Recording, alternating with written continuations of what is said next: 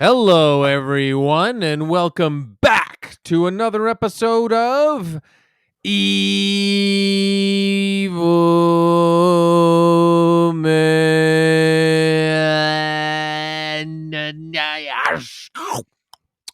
Ow! Hey, You just bit us. I can Oh, no. beatbox and rap at the same time. Because you bit us, Chris, at midnight, both James and I will turn into you. Yes, you guys are where Chris is. Where, Chris? Chris, you said you can beatbox and rap at the same time. Well, Yeah. let's hear it. Put your money where your mouth is. Okay, first a beat. Now, Nice. give me something to freestyle about. Cost of living crisis. Or Jay Leno falling down a hill. Jay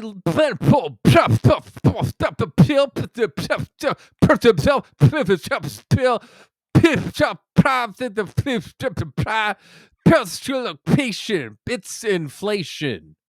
Wow. I did both. You know what? I do think you're good at beatboxing and I do think you're good at rapping, but I am going to say combining them, it is a little hard to make out. Yo, what? Do you want me to fill in the audience on the finer details, Chris, of what you were rapping about? Because what you were saying was that Yeah. comedian Jay Leno says his eye is swollen after he fell down a 60-foot hill. He was staying at a Pennsylvania Hampton Inn when he wanted to have dinner at a restaurant before his show. Instead of walking the mile and a half down a road, he says he tried to take a shortcut down the hill, but he tripped and fell and rolled down the hill. Did you watch the video of him, Mike? No, I just saw some still photographs. You should honestly play it on mute while you're talking to us because his face is black and blue. Like he really looks beat up. I'm looking at And he looks like an urban pirate with his eye patch. Yeah. It's the exact same thing as when Harrison Ford crashes planes all the time. But it's not They're because both cool, tough guys doing cool stuff. Hunks in later age. Yeah. just throwing out there, Jay Leno apparently worth $400 million. Yeah. Staying at a Hampton Inn, not even in Pittsburgh, 30 minutes outside of Pittsburgh. I've been to Pittsburgh. I really liked it, but it's not ritzy per se. Hey, instead of falling down a hill, call an Uber. Why are you even doing stand-up still in Pittsburgh? Why are you staying in a Hampton Inn? Like, what? He's a man of the people. On? He's a classic blue-collar comedian, and he rolled 60 feet down the hill and hit several rocks along the way. Blue denim collar. If you want to do stand-up, get in that Model T Ford, head down to the Comedy Store. He's having a bad go of things because the last time he was in the news, it was when one of the cars in his legendary garage exploded in his face and like burnt his face. Yeah, remember that? His face is some evil demon is coming for his face. It could be like Final Destination. Yeah, 100. You heard about this, folks? Final Destination, folks. Yeah. Apparently, if you were supposed to die and you didn't, then death will find you another way. It's okay. I'm sad that I feel like I'll never be so successful that one of the cars in my gigantic car garage will explode in my face, and then a couple of years later, I'll roll down a hill in Pennsylvania. No, Well, you know what, something Mike? I've been doing. I just want to jump in here, Mike. I am sick. No, I just want to jump in. I am so tired of hearing you talk down about yourself and feeling bad about yourself. That is not true. I 100% believe someday you will have a fire in your garage filled with cars and fall down a hill. Thank you. That's the pep talk I needed. And it will match the fire that is always burning in your heart. Thank you. Wow. And Mike, I'm telling you, every time, like I've been doing stand-up comedy in Toronto and Canada for over 20 years. And every time I fall down a hill and smash my face on a bunch of rocks, I never get a news article about it. No, you know why? Because the Canadian media doesn't appreciate our own talent. We can't even share Canadian media on social media. We're living in a communist country. Joe Rogan, you have to help us. Like, I bet, Chris, and heaven forbid this happens, if one day you walked backwards into some like airplane propellers, Yeah. probably the Canadian media wouldn't even write an article about you. Whereas if No. some, sort of B-list comedian in America did it, it'd be all we'd hear about for 2 weeks. I Mike, know. Mike, let me jump in here. Apparently, you know how Trudeau wanted to cover the whole story about Jay Leno getting burned by fire? How? Yeah. Well, How? Trudeau didn't want that story out there because the story didn't give the fire pronouns. Oh no! Trudeau wanted the fire to have he, them pronouns. Trudeau's got to go. I did notice that the fire that burned Jay Leno, their Instagram profile didn't have the pronouns listed. Fuck. And I wondered about that. And they also follow some pretty out is this there. a he? Is this a they? Is this a she? Ow! Jay Leno is being targeted by the far right because he's so woke. That's his problem, right? In the States these days, it's so entrenched that even hills in Pennsylvania are far right. Unbelievable. They try to trip up guys covered in denim. I hope he recovers soon. I don't even think he missed his show that day. He didn't. No, but seriously, yeah. He To didn't Jay miss his Leno show. and the far right, we're just joking. I hope you all feel better soon. It's all love. Mike, But yeah. Mike, so he's beat up to hell, big black guy, Eye like patch. covered, like you can't even see out of his eye. And he did the show like an hour later. Yeah. And Imagine watching that. That would have been the one time I would have loved to pay money to see Jay Leno perform when he's all beat up and bleeding. He's like, so how come you can't use the bathroom at a gas station unless you ask for the key? Like just doing jokes that probably never even acknowledging that he looks like he was beat up by God. Well, online people are like, does he owe money? Gambling debts? That can't be true. He didn't lose hundreds of millions of dollars betting on the Bulls or something. He's like Bruno Mars. Or maybe it's coincidentally pretty close to the Tyson fight. Yeah. Oh, it was just a few nights ago. Maybe Jake Paul dressed up as a hill and then he pounced on Jay as he tried to walk to the restaurant and beat him up. Honestly, Jake Paul's not bad at being a hill. I know. Well, I read that book, The Late Shift, a few years ago about the battle for the Tonight Show between Jay Leno and Conan O'Brien, and Jay Leno David comes Letterman. across Conan O'Brien, and sorry, No, it was Leno Letterman. Leno Letterman, but Conan figures into the thing because he took over. Yeah, the other Letterman. show. But Jay Leno comes across as a guy who was just like, oh, peace balloons, super driven.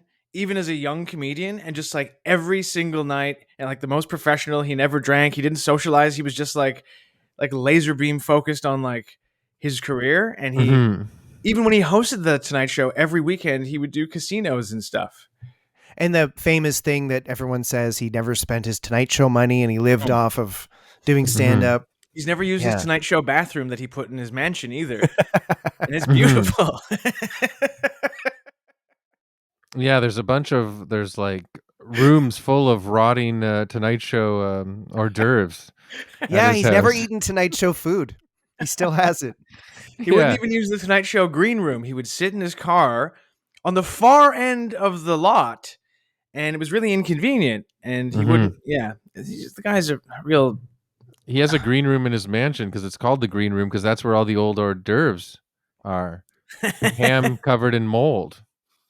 Well, literally every show, his pants were full of like shit because he never used the Tonight Show bathroom, and he never used the Tonight Show laundry service. He needs to sort of just loosen up a bit. I think and enjoy some of his wealth. I think so too. He never even had sex during that whole time because he didn't want to use the Tonight Show dick. Yeah, he didn't want to use the Tonight Show dick or the Tonight Show jizz. So he just did not have sex with his wife for that entire run. It's pretty sad, actually, because he never had Tonight Show kids. That's the grind set that you need to be like Jay. I know. I don't have that. I like having fun a little bit. You know what? Oh, you'll never be like Jay Leno, Chris. I don't want to be I doing... like my face the way it is. I don't want to be doing a stand-up show in Pittsburgh when I'm 74. I don't. Not even if you just fell down a hill and banged your head on a bunch of rocks and fell 60 feet? You know what? Yeah, you're right. You're totally right, James. And this is my opportunity, our opportunity to say this message to Jay. This is when you start painting. Time to paint, old man. This is, or yeah, No, painting. no, Or, we obviously love grind. People who are on the grind, hustle life. You know. old comedians go one of two ways. Yeah, they either stay on the road and work harder than ever, or they start painting or playing banjo. Banjo was the big one a few years ago. Yeah. Yeah. They start painting and saying, "There is no me." Or entering the manosphere with a podcast. Mm-hmm. Oh yeah, that's pretty cool. What if the bump on Jay's noggin changes his brain? He gets CTE and he becomes an extreme far right comedian now. That'd be cool. Unexpected. Then he'd have so much far right money to also not spend. Yeah. He's at like what's it like a payday loan thing every Friday, taking out like very like lines of credit with huge interest rates because he has this weird puritanical idea that he can't spend the money he's earned from the Tonight Show. Well, Mike, TMZ actually has like broke a story where they actually had footage like CCTV security camera footage of Jay Leno actually giving a guy a hand job behind a KFC for $50 because he doesn't want to spend any of his money. So he's doing whatever he can to just put together $50, like whatever he can do. I think there's tons of CCTV footage of Jay dumpster diving. Yeah. He lives in a squat with a bunch of punks. Lives in a crack house because he doesn't want to spend his hundreds of millions. You got to respect how he keeps it real and just sleeps in a crack house next to guys who just died. Oh, that's not nice. Jay, we hope your face heals soon, and we'd love to see. If he comes to Toronto, we should go see him. Yeah. Let's see, is he playing? Absolutely. Yeah. Oh yeah, I would love to. All three of us meeting him at the same time and telling him, "Hey, we're those guys from Evil Men."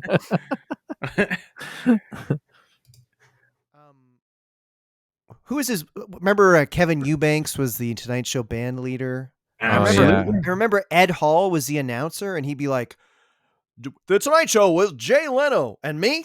I'm Ed Hall." And he'd be like, "You don't need to tell us that. All you do is announce." You know what I mean? Like, I don't need to know you're Ed Hall. Like, he must have had that worked into his contract. I'm Ed Hall. Can you believe it? Yes. No, you're not dreaming. It is me. Like, imagine well, on voice. Maybe it's because the announcer at SNL like did kind of get famous, right? But he didn't. It wasn't Don like Pardo. Dana Carvey and me, Don Pardo. Like, yeah, it would be so strange for him to give his own credit. Yeah, you're right. You're right. Is Don Pardo still alive? Because he was doing Jeopardy right, like up until just a few years ago, and he Jeopardy was like 90. too. Oh, he died in 2014, but he worked on Jeopardy as the announcer. Wow. No, was he? Was it him? Yeah, Mike, you're right. He was on Jeopardy. Yeah, he worked it until says he here was like he died 90. in 2014 of COVID.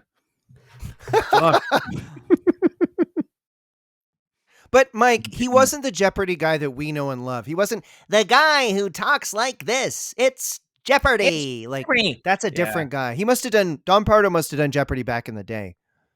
No, he was doing it up until a few years ago, and they would cut to him. Are you sure? And he was like 90 years old, wearing a Jeopardy like leather jacket, like a crew jacket. And they would always make a big deal that Don Pardo, the legend, was still working. Look at this. Mike, it says here he did Jeopardy. I don't think you're right on that, Mike. It says in his Wikipedia he did Jeopardy until 1975. What? I think you're thinking of a different guy. Who was the Jeopardy announcer? It's a totally different voice. Johnny Gilbert. Johnny Gilbert, sorry. He was Johnny Gilbert, and he was very, very old, and he was doing it. I would like to take a moment out of the podcast right now to apologize to you, James. Thank you. and to you, Chris, but most importantly, Mm. to myself and to all the listeners for getting the Jeopardy announcer mixed up. It And was Johnny Gilbert. It was not Don Pardo, and it was not Tim Gilbert. and You Mike, know I've what? I've one thing to say. Would you like some bacon with that egg on your face? Would you like? Oh, Yeah. Oh, you burned him after he apologized. yeah. Yeah. No, But I do want to deserve it. say what you did was very healthy, Mike. My Thank therapist you. suggests that happens all the time. Every session, my therapist suggests that you should apologize to yourself Yeah. because Well, all I that's do is talk about you. why whenever you're at your therapy session, my ears are burning, and it's nice. I like it. Don Pardo me. Barno, Is Johnny Gilbert. God Mm. damn Don it. Pardo related to Dolly Pardo? Oh, I first of all, Chris, I'm not sure, but can I say that we were alerted this week by our friend Aaron Eves that Dolly Mhm. Parton's brother died. Yes, and you made a really good joke about it. Oh, did I? What was it though? Was it you? I think I said it'd be funny if at his funeral we learned that he had a gigantic penis. The entire Parton family, all the generations come, and they've all got massive, organs going this way, bosoms going that way. Yeah. Some of them are carrying their boobs and penises in wheelbarrows. And they're all sad. Crying into my wheelbarrow that my boobs sit in. No, but everybody met like Dolly Parton is the new, and she's always been greatly and well loved. But now that Betty White is gone, I feel like Dolly Parton is the new pinnacle of awesomest person. Yes. So, no offense, Dolly. We love you. Thanks so much for all your kindness and love that you give to other people. I mean, I don't think about it often, I've but never benefited from her love and generosity. me neither, actually. Like, what the hell? How come how come Dolly Parton never gives me love and kindness? She only gives love and kindness to all the hacks out there who do fucking lame shit. When are we going to get Kenny our Rogers? Are you a Kenny Rogers? Kenny Rogers really had a big change in his face over time. Yeah. He certainly did. He He got should have freaky changed his with it. name to Kenny Rearranger because he rearranged his face. In Toronto, we had some Kenny Rogers Roasters restaurants. Were there some? There I never was went. one, at least. Oh, I never went. I don't think I did either. Like, what the fuck? I are don't you remember talking us getting the pleasure of a Kenny Rogers roaster. I guess about? it was just Let me chicken. see. Kenny's Yeah. recipe: chicken served with a beard on it, and chicken that had a lot of cosmetic surgery on its face, roasted to perfection. Stinky chicken. We try a new Kenny Rogers roaster, stinky chicken. I don't like. What's even? Oh, the gambler is him, right? The Gambler, Islands in the Stream. Right, which he sang with Dolly, right? Mm-hmm. Yeah. Oh. Then he had his early music career. Had the hit song "What Condition." Just stop by to see what my condition was in, which was kind of like a psych remake. rock song with the new edition. Yeah. That's Then he him? went- yeah. Oh yeah. I had no idea. Yeah, then he did a Let me see what his 180 face looks like now. and became fully. I think he's dead. His face looks like it's covered in fucking 6 feet of dirt, Chris. Yeah, you're right. He did change his face. There's worms all over it. He went Halloween style. Give me the Halloween touch up. Dolly won't answer the calls no more ever since I've had Halloween face. Is that what the substance is about? Getting Halloween face? Yeah. Well, oh yeah, but let me see his. Yeah, but you know what, man, plastic surgery. I gotta Yeah. say, Yeah. I don't want to judge anybody about it, but my personal taste, I don't like it. It never looks good. It never looks real. So I'm really, really sorry, people. I got a mustache. I got chubby cheeks. I'm bald. You can make fun of me, whatever. But plastic surgery, I've never been a fan. You know Well, what? I sorry to interrupt, Mike. I think that probably most actors and actresses probably get something done, I bet. But the ones I think like the ones you Yeah, don't notice, yeah. it's like, okay, we didn't notice.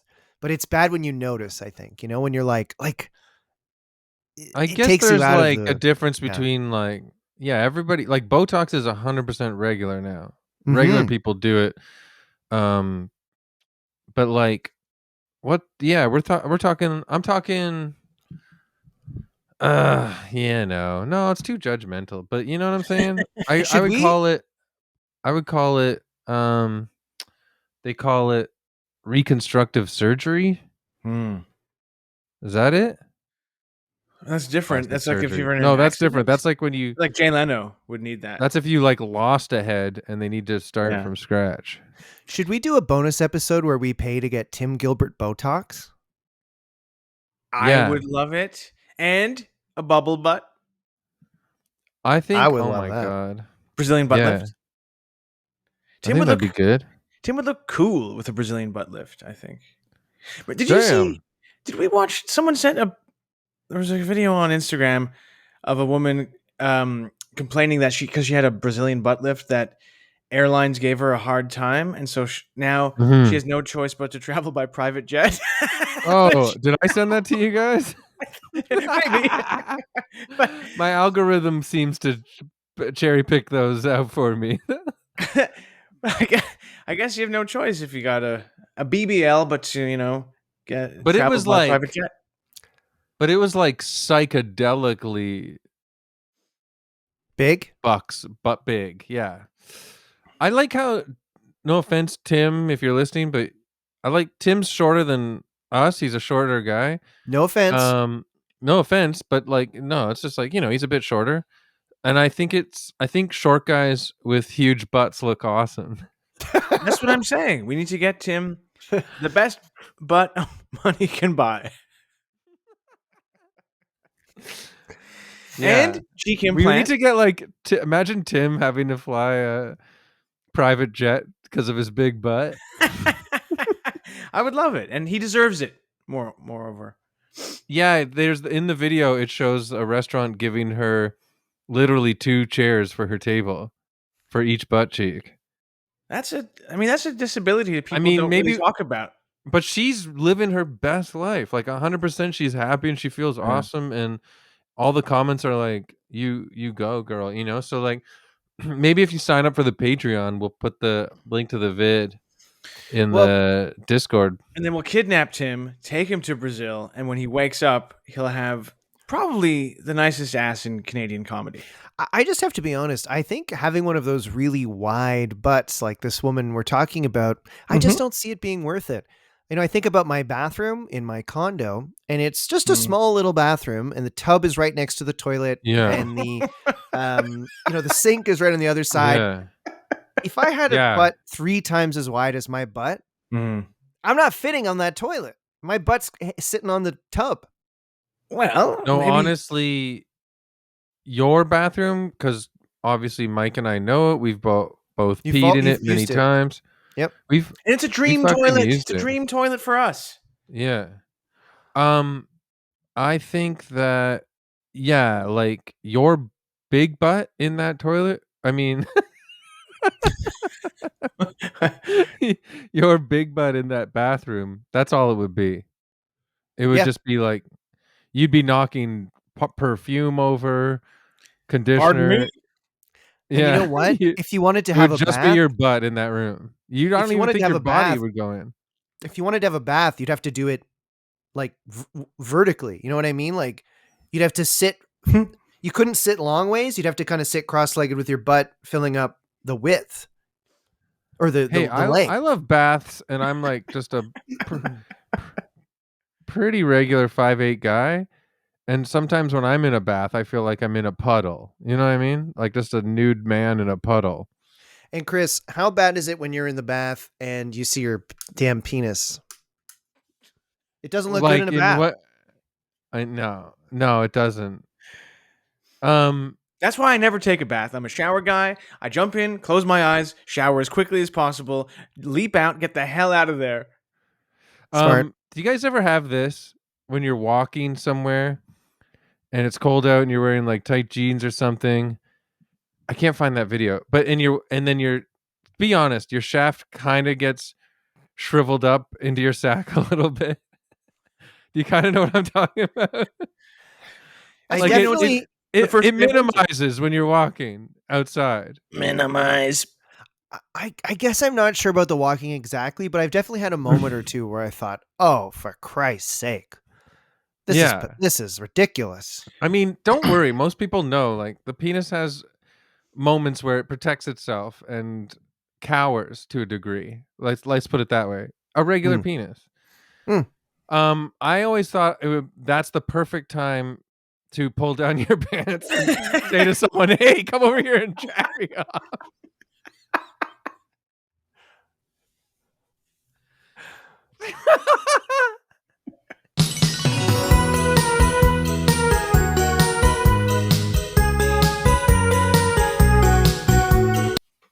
Hey, before we get to this week's topic, we want to let you know that we have a Patreon account that you can find at patreon.com/evilmen.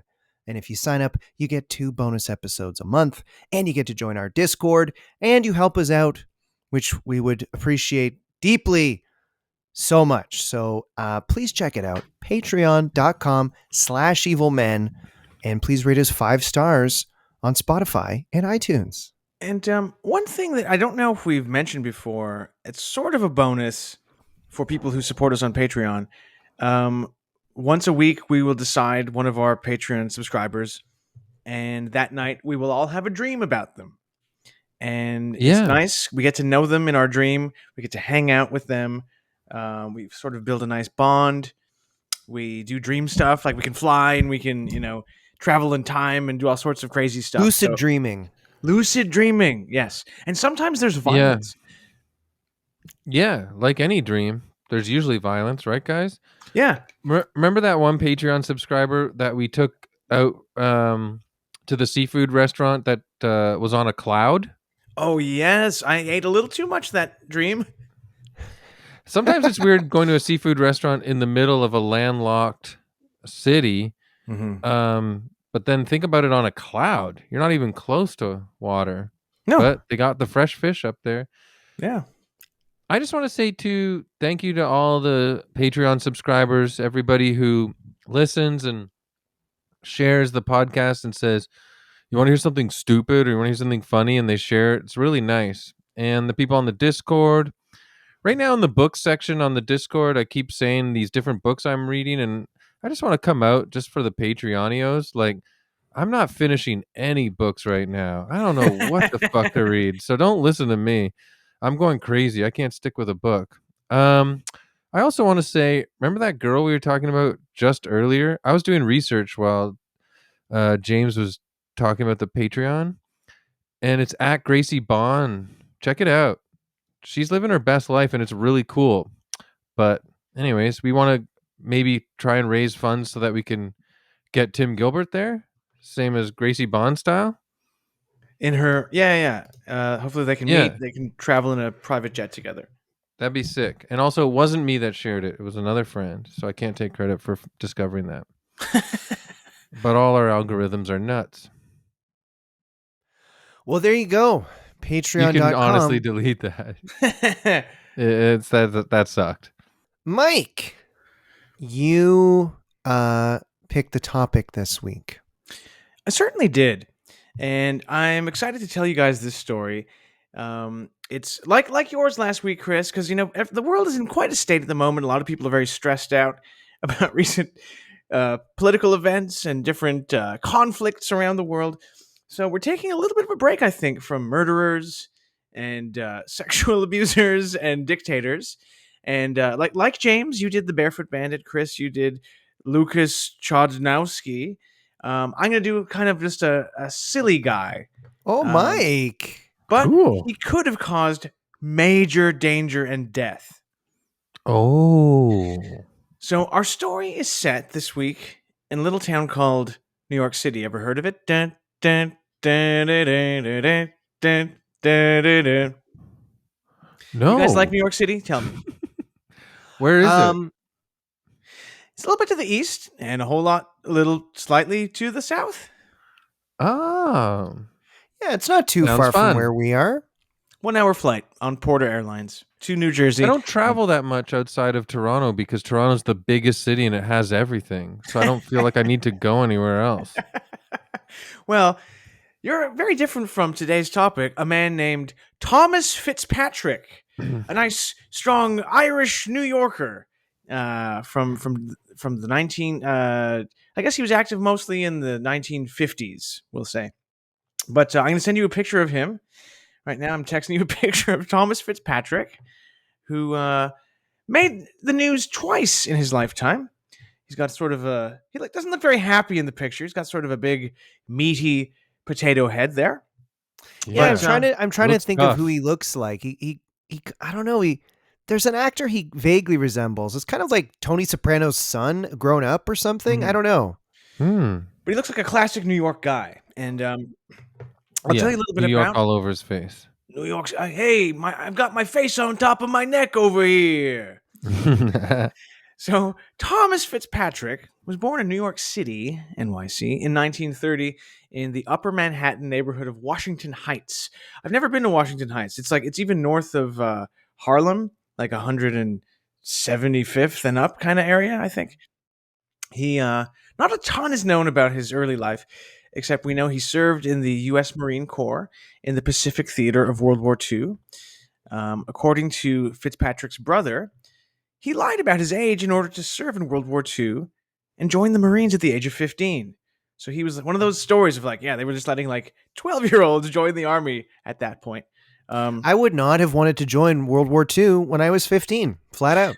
No, I was when I was playing 15, Nintendo 64, yeah, and I just wouldn't want to be in World War II. That's just where I was. I was playing a lot of guitar and listening to music. If I was playing guitar and my parents yelled like, "Michael, get to Europe and fight Hitler," I'd be like, "Mom, do I have to?" You know what I mean? Yeah, I wouldn't have wanted to fight Hitler. Sorry. Yeah. I mean, it would have been the right thing to do. Yeah. But yeah. Anyway, before being discharged from the Marines, 2 years after World War II, Fitzpatrick learned to fly a reconnaissance aircraft. There's a lot of flying and airplanes involved in his story.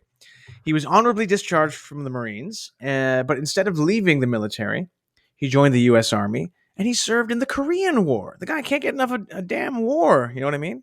He was Yeah. wounded during the Korean It's War. like how I am with chips. You can't get enough, even though you know it's dangerous. But maybe that's part of the appeal. That's the thing. You're addicted. Is like it action. sort of a sexy, dangerous thing for you, Chris? Yes. Whenever my blood pressure spikes, I actually kind of find it quite thrilling. You're a regular Thomas Fitzgerald. So I wanted to ask you, Mike. You're saying you would never want to fight in a war in a million years, basically. Well, then I ask you this then. How you ever gonna you only get one life, right? How you ever gonna know what it's like to shoot another man in the head if you don't partake in war? right.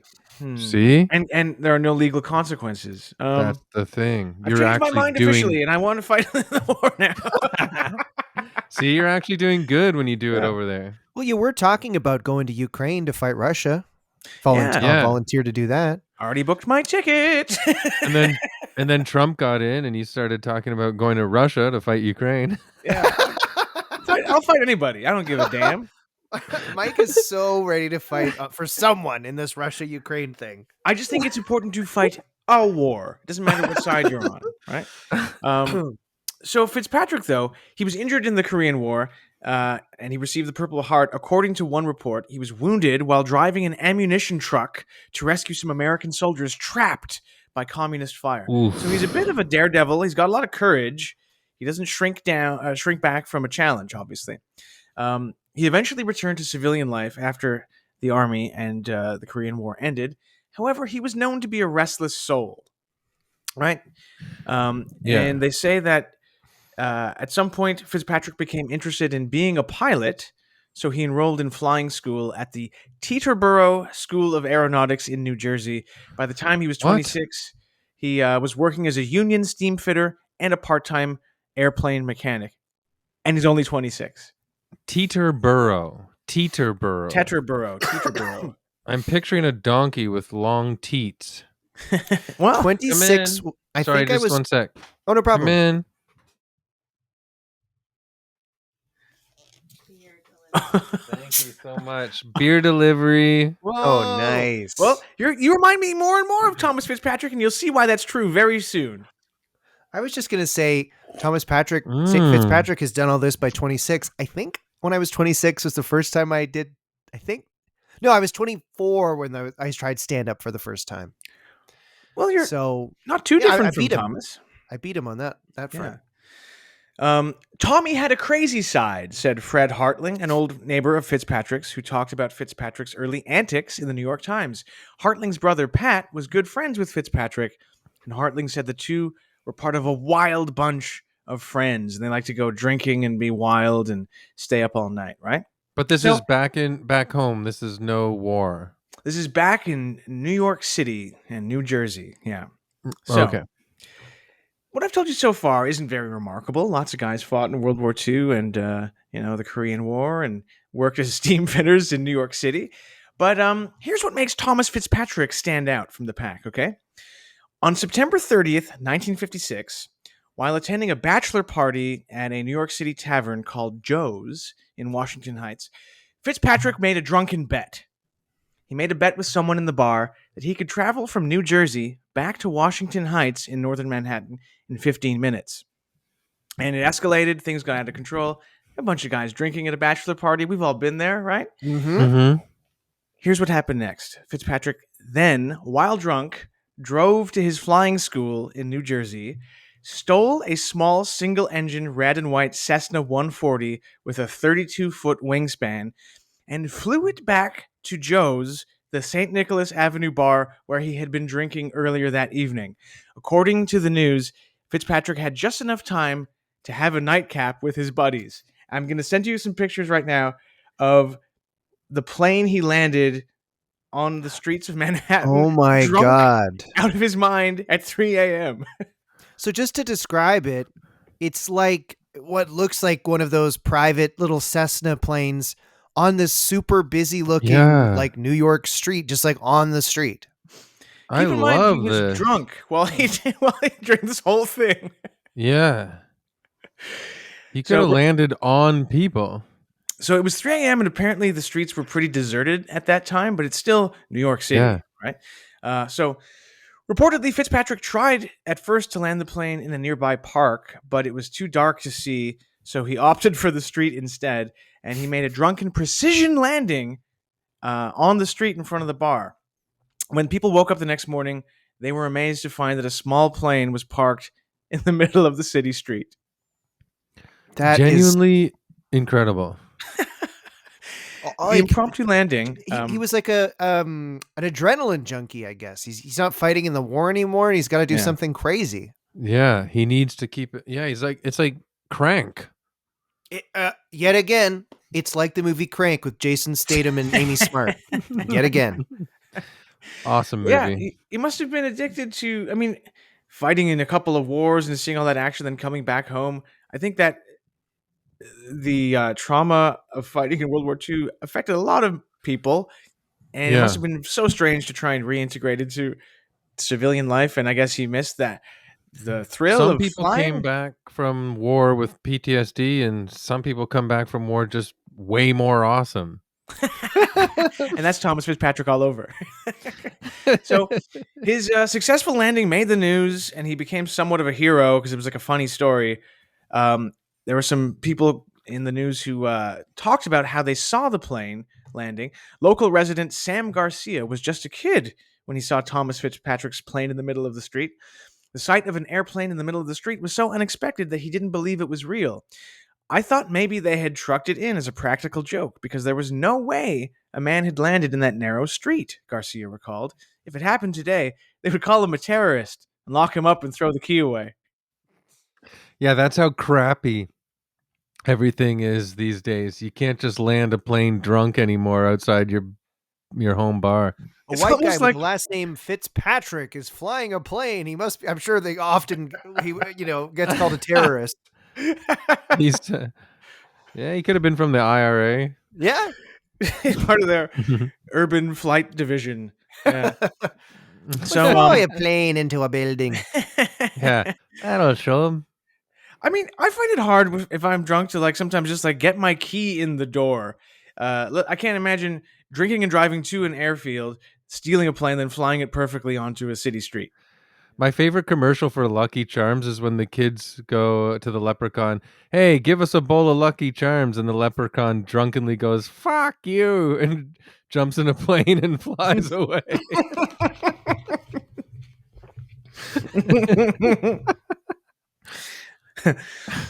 Sorry to our hardcore Irish friends and James. No, this I didn't mean to. I know it's bad when Irish stuff comes up and you go right to Lucky Charms. But this is an example of Irish excellence Hack. more than anything else, because this man succeeded in a perfect landing of Honestly, a bowl of plane. Lucky Charms is some Irish excellence as well, in my opinion. Absolutely.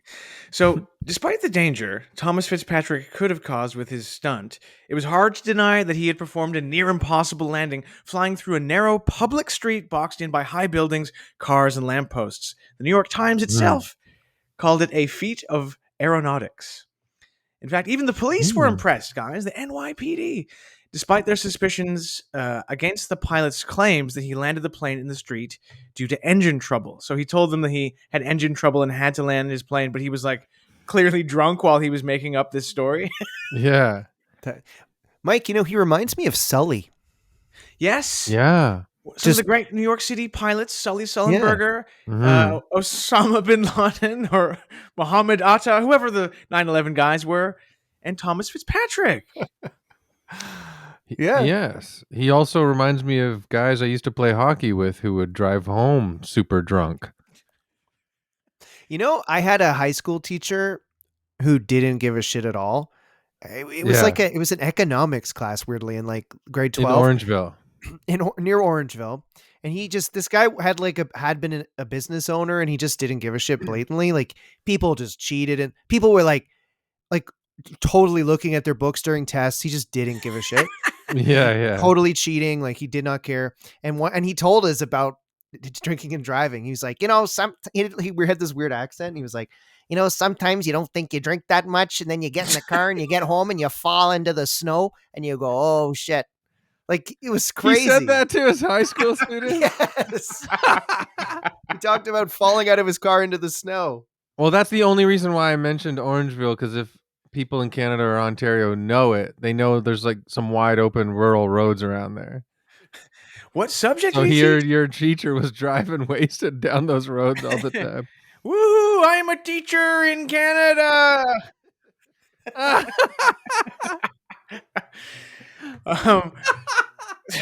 Sergeant Harold Behrens of the Police Aviation Bureau said the odds against sticking a landing like that Fitzpatrick had done were 100,000 to 1. Way to go. Yeah, so people That's thought it was amazing. charming and funny, and kind of a funny story because no one was injured. But there were still some slight legal consequences after the flight. Thomas Fitzpatrick was arraigned on grand larceny charges, which were dropped after the plane's owner declined to sign a complaint. So maybe the plane's owner was like, this is kind of funny. He was also charged with violating the city's administrative code, which prohibits landing a plane on the street. Mr. Fitzpatrick was fined $100 and his pilot's license was revoked. So all he had to do was pay $100 for doing this. This is the last. This is like the. I don't know. Nothing. We're going to say he was the last of a great generation. He was the last of the real generation. Yeah. I bet you Hemingway wrote him a letter. No, I just was going to say a really, really dumb joke about how it was the first time Cessnas have flown around inside New York since King Kong was there. Oh, I like that. Maybe he was I know, but I pooched it hardcore. We'll fix it in the edit. This beer, Ransack the Universe from Collective Arts Brewery, is a 6.8% IPA. That's strong. I got That's really tipsy off strong of for beer. half a goddamn tall can. No, That's no, like I'm a not, but- Smirnoff Ice. That's Oh, wild. Yakov Smirnoff's vodka company. Hey, Chris, I bet you couldn't get from your house to Hamilton in 15 minutes. Oh, man. I just steal someone's bike. Crash it Yeah, immediately. it takes you 8 hours. Yeah.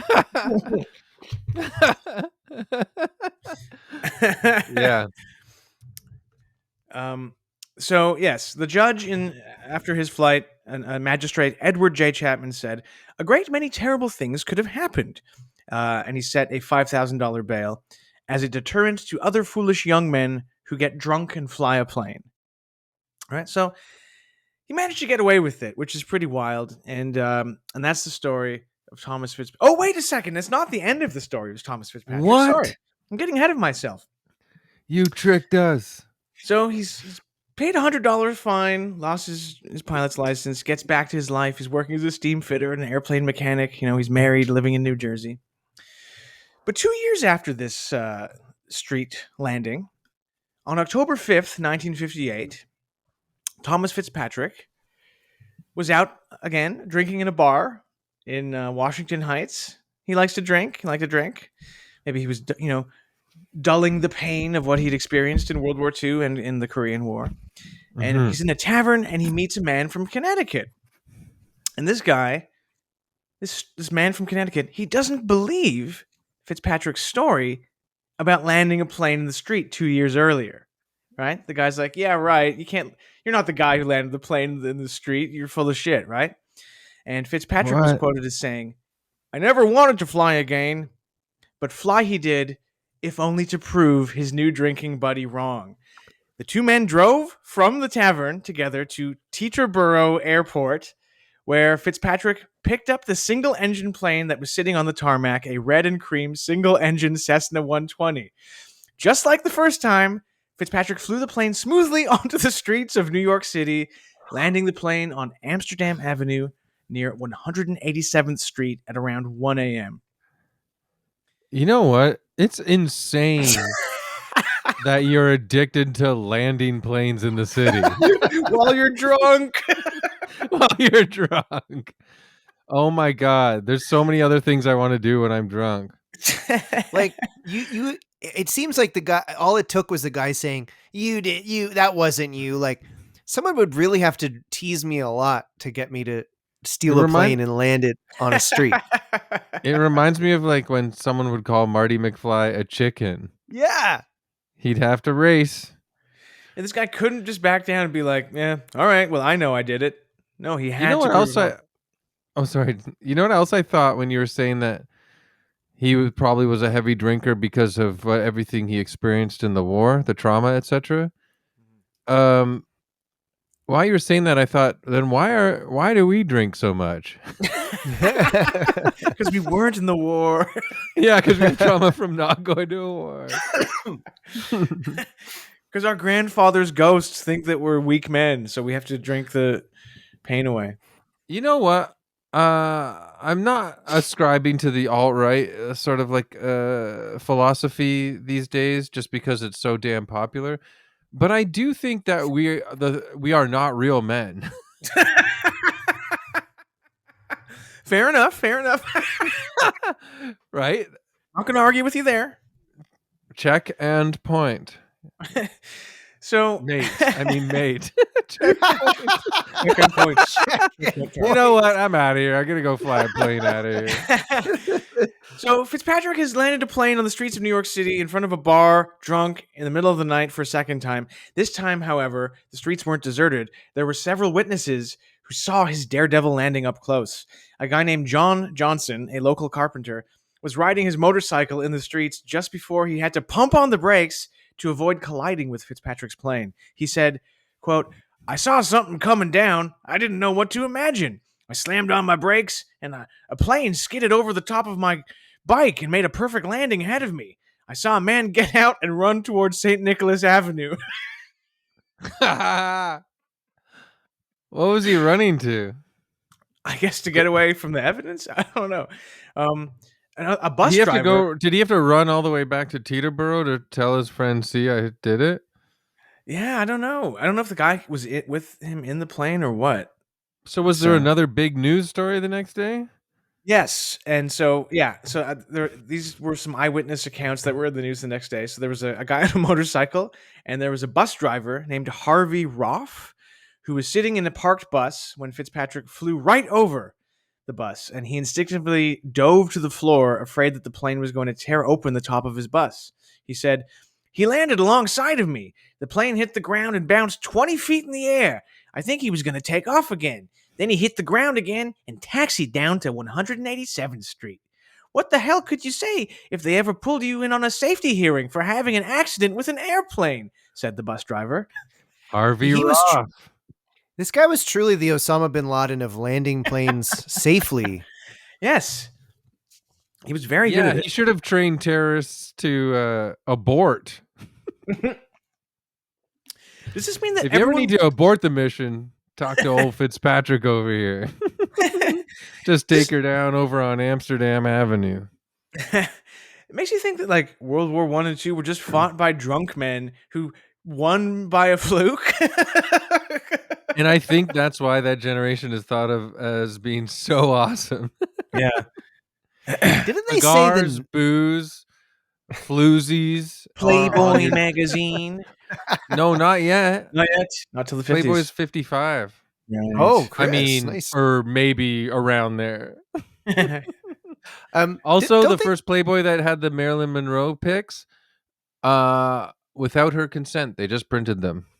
Yes. Yikes. Fuck you, Hefner. I got porn trivia. Join me every Tuesday night on Twitch for porn trivia. Me, Chris Locke. I play porn video games. You can watch me play for 3 hours. What did Jenna Jameson do in the third scene of showing my age there? You know, Jenna Jameson's real name is actually Alicia Turd.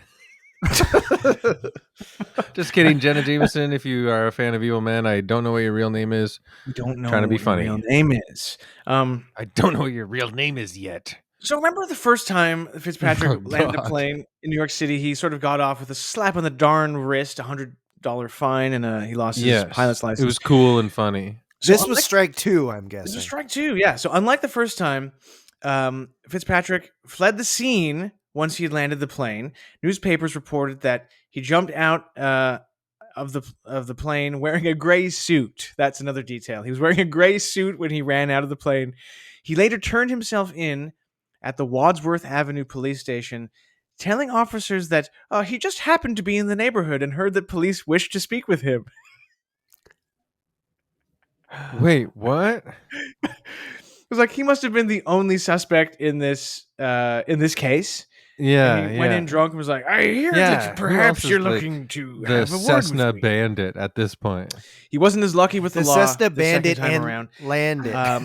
It likely didn't Yeah, help the that he Cessna denied that he was the Bandit who pilot, can land it.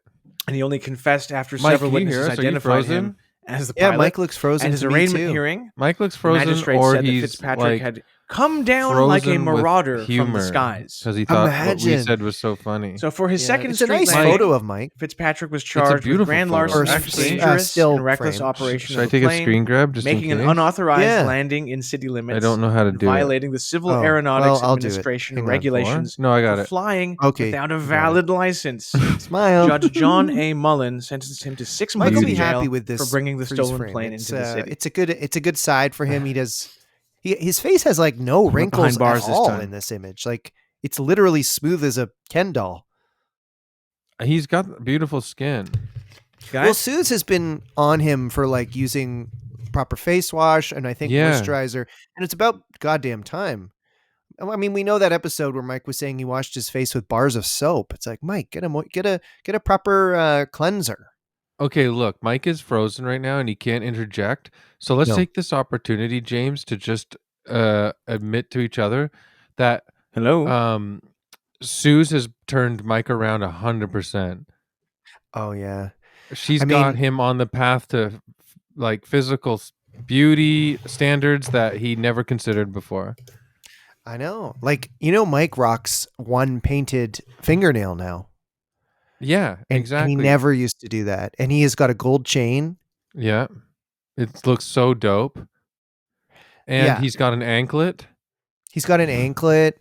And, I know he's talking about getting sort of a dangly cross earring, which is going to be like really fire. Also, yeah, he's like got some piercings that you can't see when he's wearing shirts, but he's showed us and they're really cool.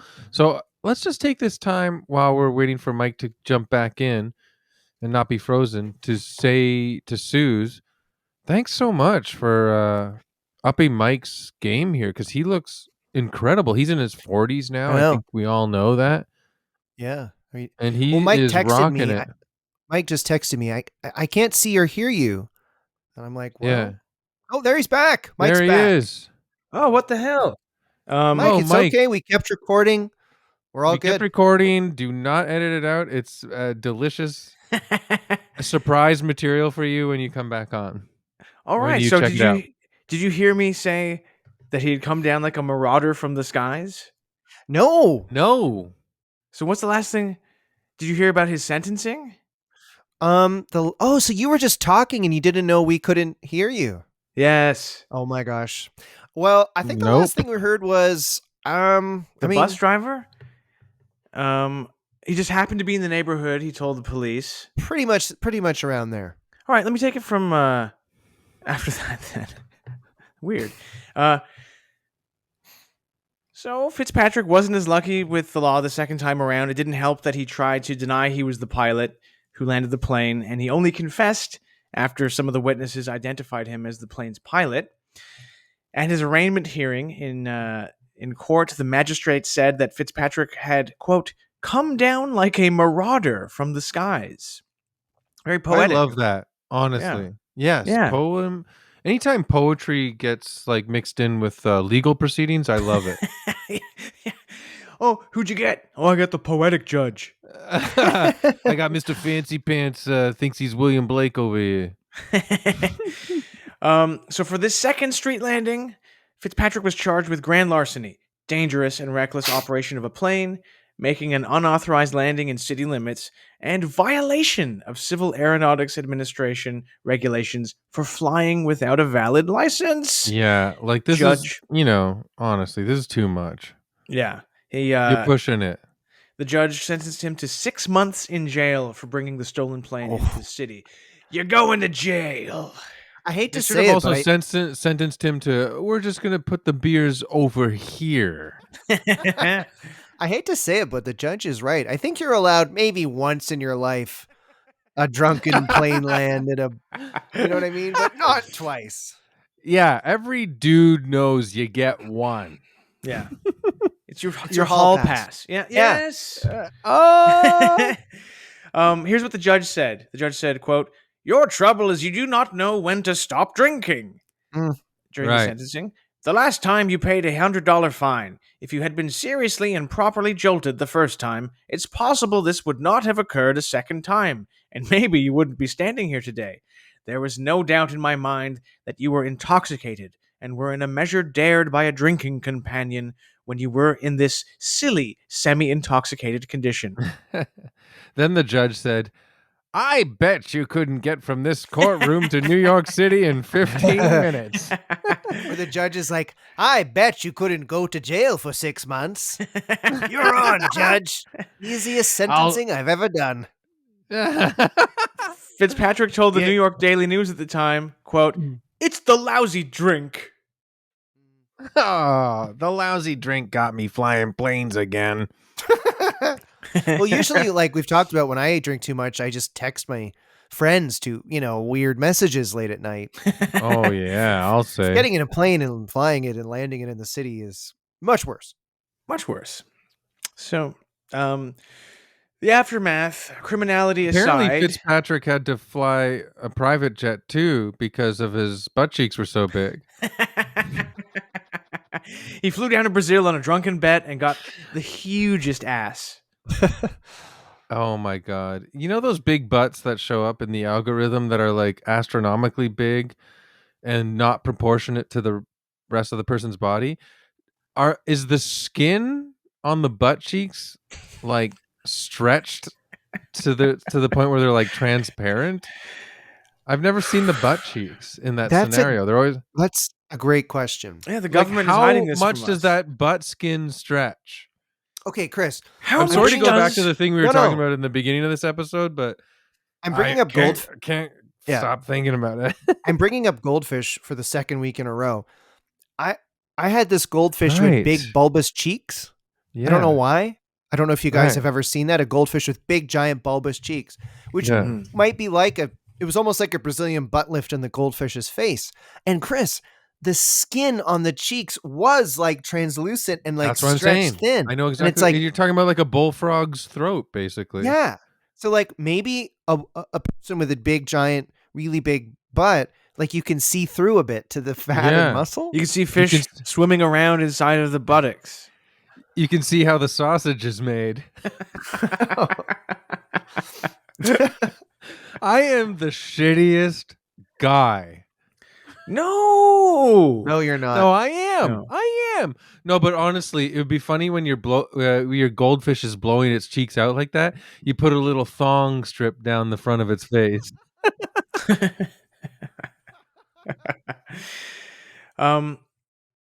We're almost Okay, at the so end now here. what did Fitzpatrick do?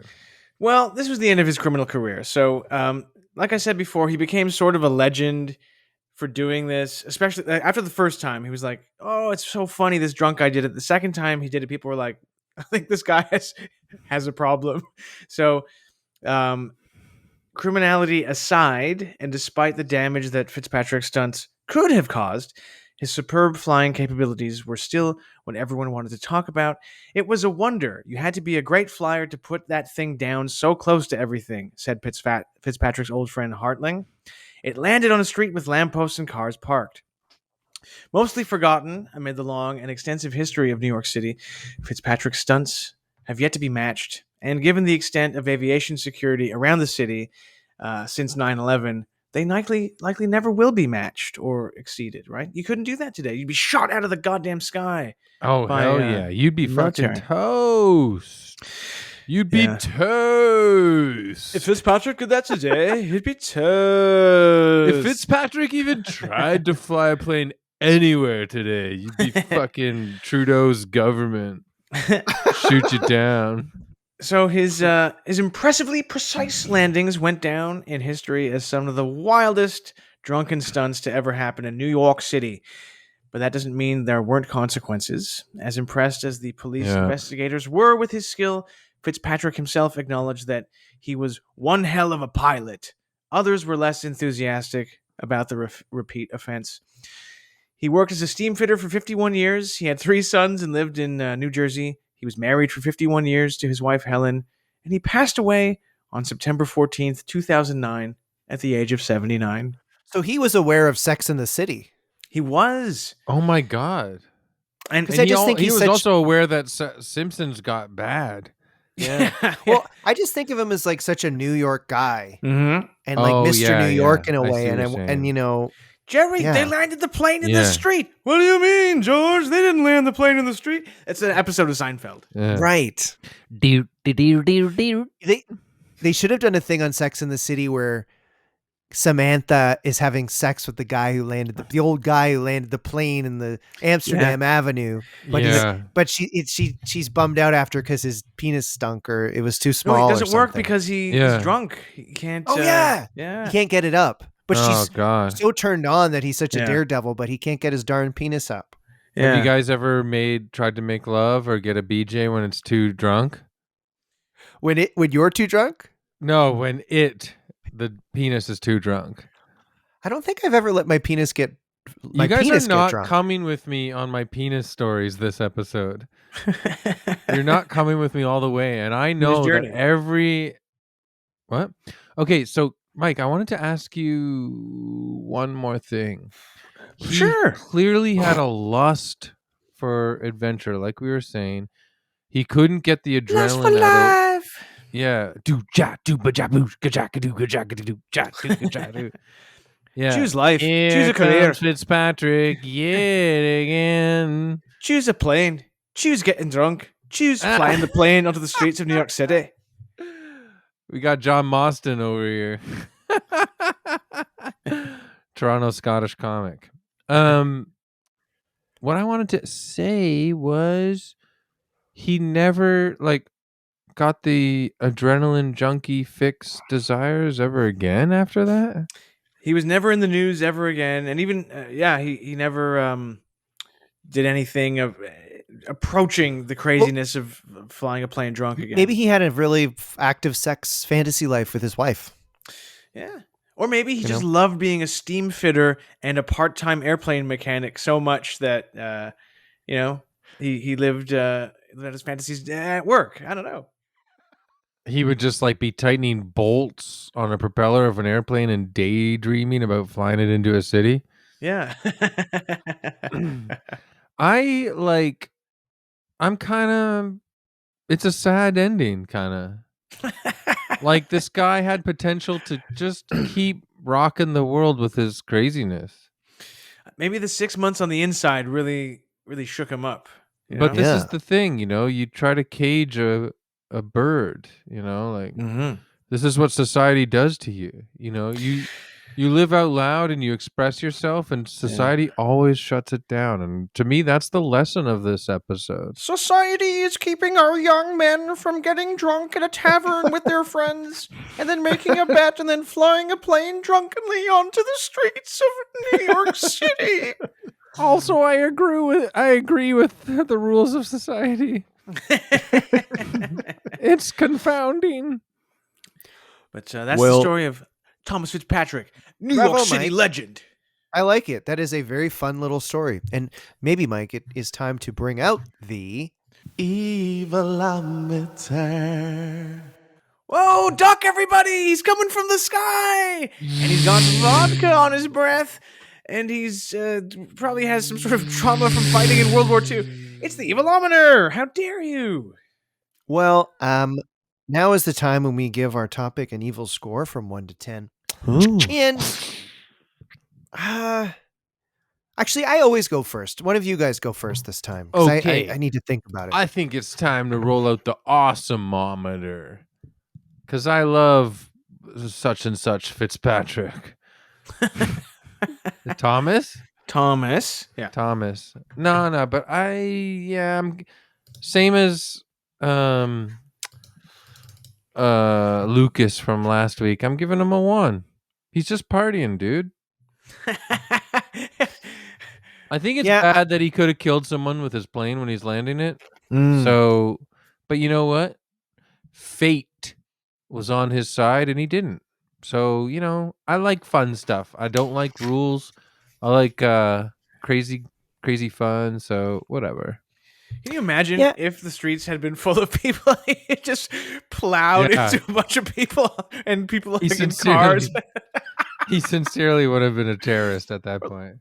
Crashed into a building and the ball of fire went up. And it's the 5th annual Orphan Parade. Oh no, a plane is hitting the parade.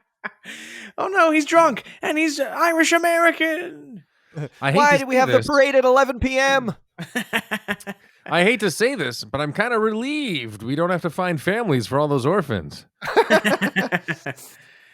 I guess I'd give him a 1.7 because he is cool and it's fun. But yeah, you probably shouldn't. You shouldn't drink and drive. You definitely shouldn't drink and fly, and then you definitely shouldn't drink and fly and land in the busiest city, one of the busiest cities on Earth. Because you could have easily killed 100 people. Yeah, there's no doubt it's frickin' dangerous. It's frickin' dangerous. You know what? I'd say 2.0. Holy shit. All right. Well, now I feel like he just could have killed a baby or something. Now I feel like a super lefty woke judge over here. A little slap on the wrist for someone who could have killed a baby. This is the baby district. It's where all of New York City's on babies a bunch of live. babies. Yeah. Your airplane landed on a bunch of babies. What do you have to say for yourself? The baby warehouse. The baby warehouse went up in flames. Sorry. You guys are the idiots for having babies. Well, what would I give Thomas Fitzpatrick? Yeah, Mike, that's Hmm. what we're dying to know. Fuck. It's all up to me. I do think it's amazing. It's like a crazy, funny story that he did it and he did it again. It seems like he didn't need much prodding to do it. It's impressive that he did it while in an altered state. Um, Yeah, I'll give that's him fucked like up. a 2, just because he could have killed a lot of people, but he didn't kill a lot of people. But he could have, and he could have caused a lot of damage. Not as important as killing people, but yeah, I give him a 2, and I'm just happy that no one was injured.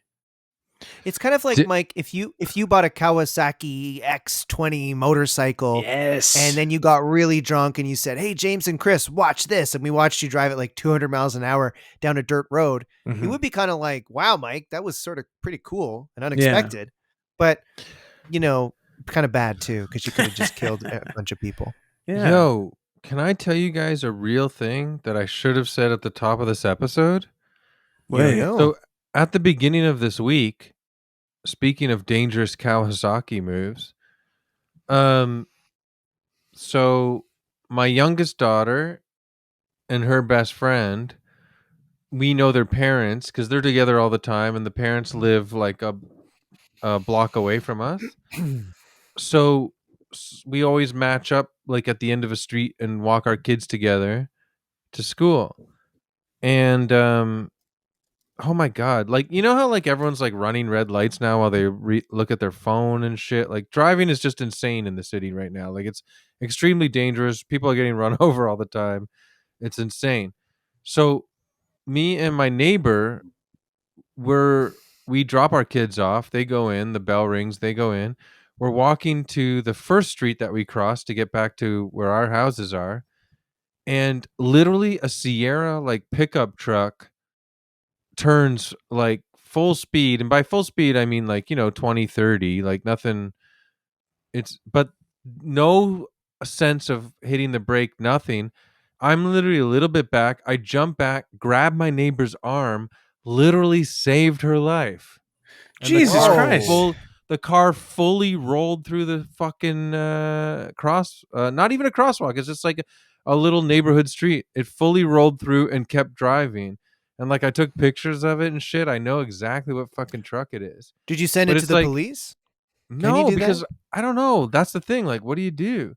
But I I guess you literally could. saved my. Hey, I saved someone's life. I fucking genuinely saved That's someone's amazing. life. Wow. But also, that aside, I almost was fucking killed too. It's so crazy. Like, honestly, like in my neighborhood, I was like a month ago. I was having a coffee out on a patio at a local coffee shop, and literally watched a guy in a pickup truck drive right through a red light while looking at his phone, not even looking at the fucking road. Jeez. I'm Chris, telling you, it's insane out there right now. It's crazy. Chris, do you this person whose life you saved? I kind of Mhm. feel like in a month or two you could be like, "Hey, so would you be willing to send me to an all inclusive for a week?" They Like you definitely should, owe me. They owe me yeah, big like you time. should ask for some kind of huge ask. Like you Someone literally Yeah, getting a saved like their Timmy's gift card. for the rest of their life, life. I can hold over their head that they're alive because of me. Yeah. Or It's wild. worst case scenario, or least case scenario, their legs are okay. You know, and Like they could have. Like here's the thing, I saw the grill of the truck coming right for us, so I've played it in my head since then. It was literally a few days ago. It was so nuts. So I've played it in my head a few times since then. Uh, it would hit us, we'd fall over, and because it was, I guess if it hit us, they'd hit the brake, but they were literally not hitting the brake at all, not even close. There was no hint of touching the brakes. So I guess at least one tire would run over either our body or our legs. So I've thought about that a lot. Legs obviously would be best case scenario, but that's kind of fucked because then you're still gonna have weirdly fucked up legs for a very long time after that. Yeah. So you're right. So then like a year later, you catch me and my neighbor on the beach at an all-inclusive in like these weird like leg braces. Cheers! You have pina coladas. You're like, Is it weird we Both didn't our bring our families. spouses? No. Is it I weird meant, we like, didn't bring both your wife and my families. husband? That's what you ask for saving her life. I want to go to an all-inclusive vacation in Cancun with you. Wait, what did you say though? I go to it all. Oh, yeah. Wait, No, he She says them buys you a too? trip for you, no. But I We like like that these you asked guys, and her I to go. pictured both our families playing on the Yeah. beach, but we're sitting there with You owe braces in me. our legs. you really owe me. That's No. crazy. Oh, They're well, nice you did a good people, but it deed. was like the thing Glad you're is, safe. isn't that crazy though? I'm not fucking exaggerating. I literally Yeah. jumped back and pulled my neighbor's arm because they were looking the other way, talking to me, and a grill of a fucking truck was like, and we're short people, so that's the thing that scares me the most. Is I'm 5'8" and she's, I think, like even an inch shorter than Kathleen, so she's like 5'3" or 5'4" or something, and but that's where fucking kids cross the street to go to school. Well, So you that's should I report. I have think honestly, report yeah. this man, this Yeah. truck. I think you So should. what do yeah, by a school, because that's what makes it even crazier, right? Yeah, call 311 or something and say I don't really know how this works, but this person almost I'll killed ask me. my neighbor if they did too, because we saw the truck later individually and took pictures. So I don't know. Right. Well, keep us updated on this. Drivers do better. Is our message. Anyways, I never tell real stories, but that was fucking crazy. It's wild, man. So yeah, a 1 for Thomas Fitzpatrick. Should we wrap this biatch up? Yeah, it was so fun. Look, Halifax, I love you. Those shows at the Good Robot are sold out. So thank you very much. But I will be also doing stand-up big shows, super crazy, nonsense, fun, silly shows that are being filmed by my agent's production company at the Drake Underground, December 21st here in Toronto. I've got Sarah Hennessy back from New York hosting, and Tom Henry hot off of blowing up on Instagram with his crazy, super funny stand-up clips. Follow both of them. They're on the show. I needed a break from James and Mike, to be honest. What? No, please come, guys. Well, we're putting Come on to- our own show that night. That's Oh. right. Called the Not Good Enough for Chris Festival. Oh, well, I deserve that. But yeah, please buy the tickets. There's still some tickets left for the December 21st shows at the Drake Underground for Chris Lock, something comedy, whatever. Yeah, I'll put the link in the damn notes. James, do you have Thank something to tell the audience? Oh, yeah. December 6th in Hamilton. I'm opening for Todd Barry. One guy, John from the Discord, is driving in to go see that, so check it out. Nice. Check it out. We should have Todd Barry on. Sure, I can ask. I'm sure he would be happy to. Whoa. All right. Well, Mike? Surely you're due. I'm booked to do a show in London after Christmas, but I'm probably not going to go. that's great. Because flights are so expensive during the Christmas and New Year's period, so I might not do it. So, London, stay Fudge. tuned for the conclusion of this story. Ooh, okay, I like that. Let's leave it on a cliffhanger. Well, guys, that was another great episode of